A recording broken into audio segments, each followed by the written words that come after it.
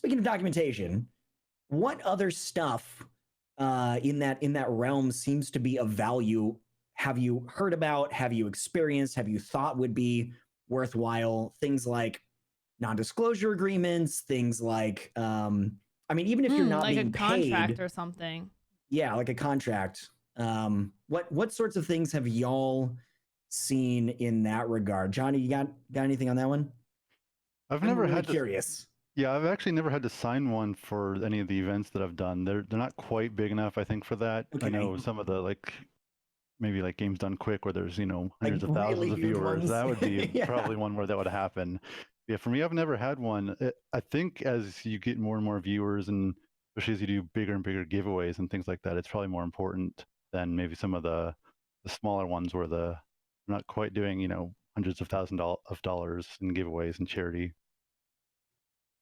Well, I've never had to deal with it myself. Okay. I've never had to sign any contracts or NDAs, but I have seen and am familiar with, and I think it works better in this situation, is just a general expectations. Because it is on a voluntary basis. I know a lot of people feel kind of intimidated or weirded out by any type of contract saying I have to do a certain amount. However, it can be really important to set up boundaries for yourself in a way so that you're not being nobody's taking advantage of you as the streamer, so that you can say, no, I do expect these things of you. If you can't do it, I am going to take your mod sword away. No hard feelings.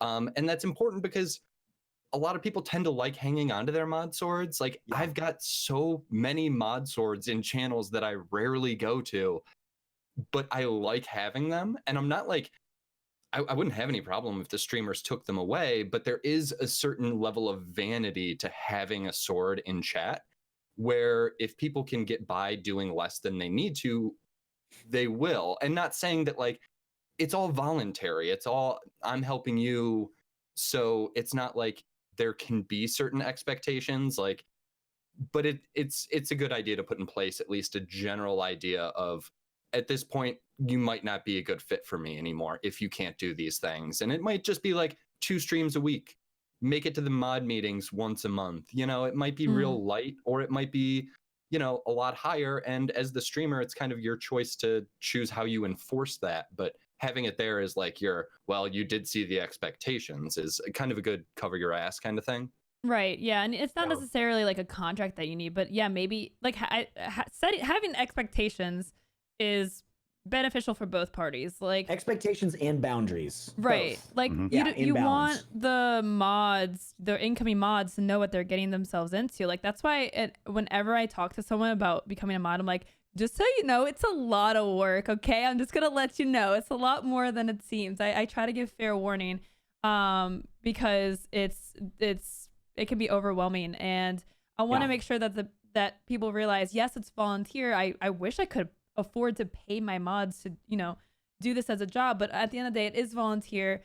So setting some expectations that are, reasonable for something that is of a volunteer position, but that like, if you're volunteering to be a mod, you are committing to something. Like you need to do the thing that you're committing to do at the end of the day.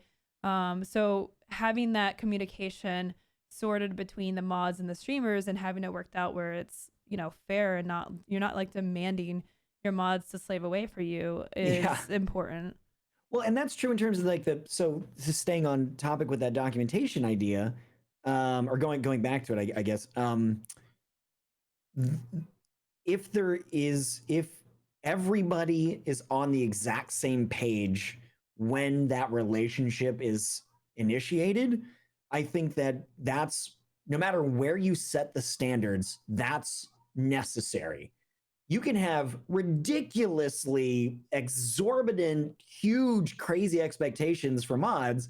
And if you give them a document, if they know exactly what they're getting into and they're like, yeah, that actually sounds great to me, great, then you can hold them to that standard, right? Like if I sign up to something and I know what I'm getting into and you hold me that, I'm that great. If I can't do it, then I'm not, and I don't sign up. And if it turns out that I can't do it later on down the road, then we can like renegotiate that to some extent, right? Or, maybe I just don't do that job anymore. if you have that balance, I think that's a great way to start that relationship, knowing exactly what you're getting into and giving somebody else for their obligations.